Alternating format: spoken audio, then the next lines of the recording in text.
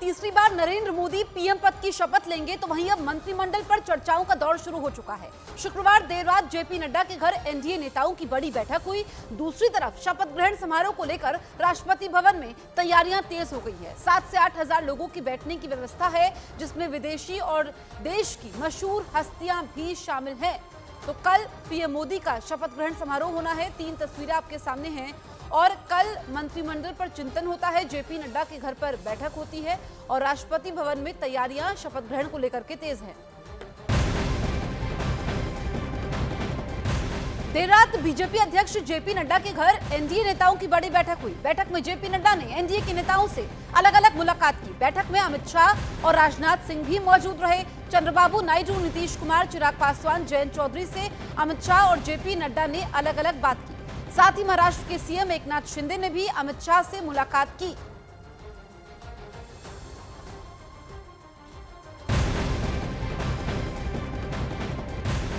JP Nadda के घर हुई एनडीए नेताओं की बैठक में टीडीपी अध्यक्ष चंद्रबाबू नायडू ने नई सरकार में मंत्री पद के लिए कोई डिमांड नहीं रखी है। टीडीपी सूत्रों के मुताबिक चंद्रबाबू नायडू ने आंध्र प्रदेश के हित में फैसले लेने की मांग की है। उन्होंने कहा कि अगर उनकी पार्टी से मंत्री बनाए जाते हैं तो उसका स्वागत किया है।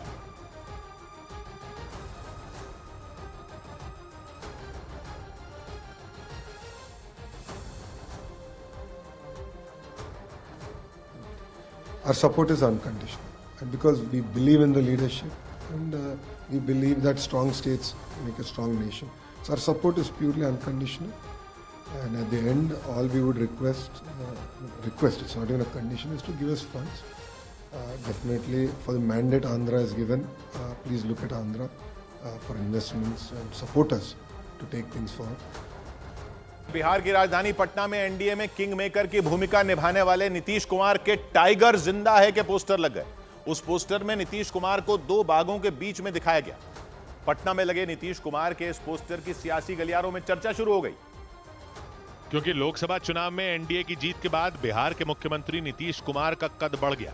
इसके पीछे की वजह यह रही कि जेडीयू ने बिहार की 40 में 12 सीटों पर जीत दर्ज की और वो किंग मेकर की भूमिका में आ गई। इस बीच पटना में नीतीश कुमार के बाघों के साथ दिलचस्प पोस्टर लगा दिए गए।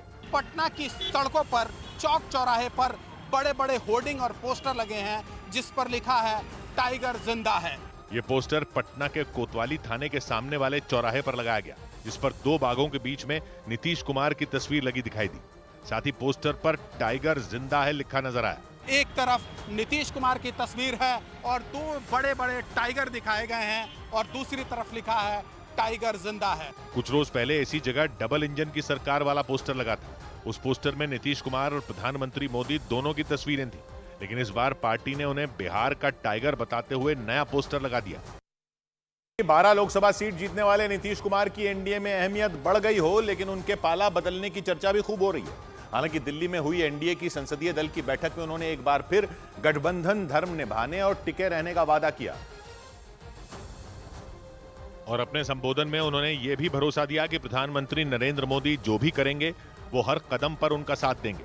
लोकसभा चुनाव प्रचार के दौरान भी नीतीश कुमार ने प्रधानमंत्री के सामने एनडीए के साथ रहने का वादा किया था और नतीजे आने के बाद एनडीए की बैठक में उन्होंने फिर ये बात दोहराई। और हम लोग पूरे तौर पर सब दिन इनके साथ रहेंगे। एनडीए की बैठक में राजनाथ सिंह ने पीएम नरेंद्र मोदी को नेता चुनने का प्रस्ताव पेश किया। इसके बाद जेडीयू नेता और बिहार के मुख्यमंत्री नीतीश कुमार ने प्रस्ताव का समर्थन किया। एनडीए में उनकी अहमियत का अंदाजा इसी बात से लगाया जा सकता है कि वो प्रधानमंत्री नरेंद्र मोदी के नजदीक बैठे थे। प्रधानमंत्री के ठीक बगल में 16 सीटें जीतने वाले टीडीपी के नेता चंद्रबाबू नायडू दिखे और ठीक उनके बगल में 12 सीटें जीतने वाले नीतीश कुमार बैठे नजर आए।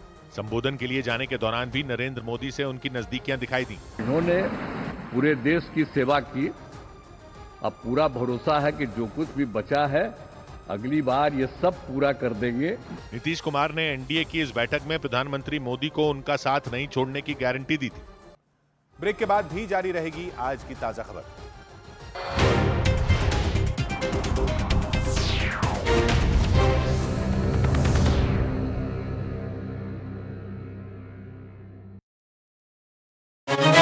ये अद्भुत कारनामा इसी साल हुआ है, जिसने कड़ी मेहनत करने वाले छात्रों का सिर ही घुमा दिया।